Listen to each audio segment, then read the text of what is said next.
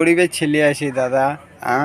আমি রিসরা হুগলি ডিস্ট্রিক্টে থাকিয়ে রিসরা 4 নম্বরে আমি থাকিয়ে ঘর ভাড়াতে থাকিয়ে 4 নম্বরে আমি ঝুপড়পট্টিতে থাকিয়ে দেখেন আমার ছোট ঘর আছে আর আমার ছোট ফ্যামিলি আছে।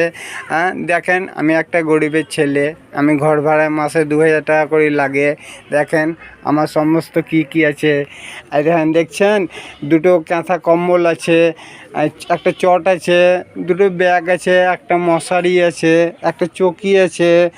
দেখেন আমার বউকে দেখেন, আমার বউ আছে, আমার বউ আমার জন্য চা বানিয়েছে, আমরা চা খাবো, কাজে যাব।